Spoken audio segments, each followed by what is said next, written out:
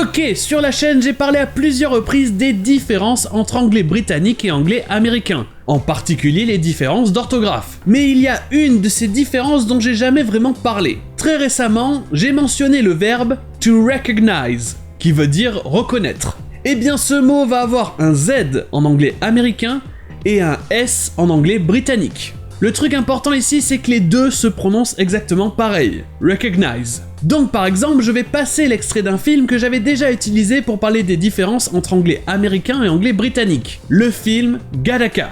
Vous avez un personnage anglais joué par Jude Law et un personnage américain joué par Ethan Hawke. Ils vont tous les deux dire le mot recognize, et à part leur accent respectif, ils vont le prononcer de la même manière. Donc au final, l'extrait vidéo ici ne va pas vraiment vous aider.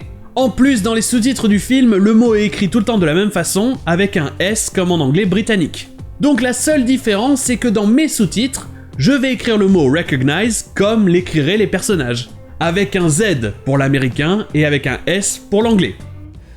They'll recognize me. They won't recognize me. They'll recognize me. I don't recognize you.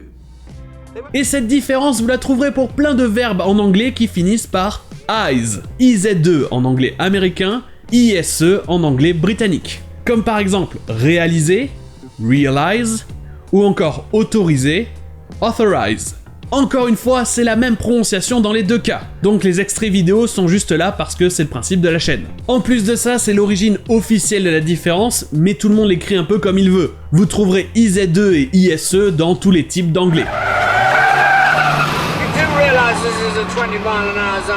Oh yeah. It's only when we wake up that we realize something was actually strange. Let me ask you. Vous aurez la même chose dans d'autres verbes avec eyes, mais avec un Y cette fois. Comme par exemple dans analyser, analyze, ou paralyser, paralyze. No, you're not dead yet. Just paralyzed temporarily. Throat, paralyzed vocal cords, stop screaming.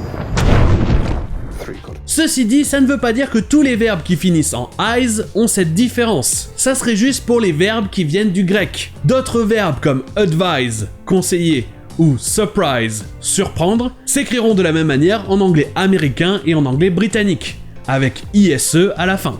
Il existe juste un dernier mot avec cette différence qui n'est pas un verbe qui finit en eyes. C'est l'adjectif cozy. Toujours avec un Z en anglais américain et un S en anglais britannique. Ça veut dire simplement quelque chose de confortable.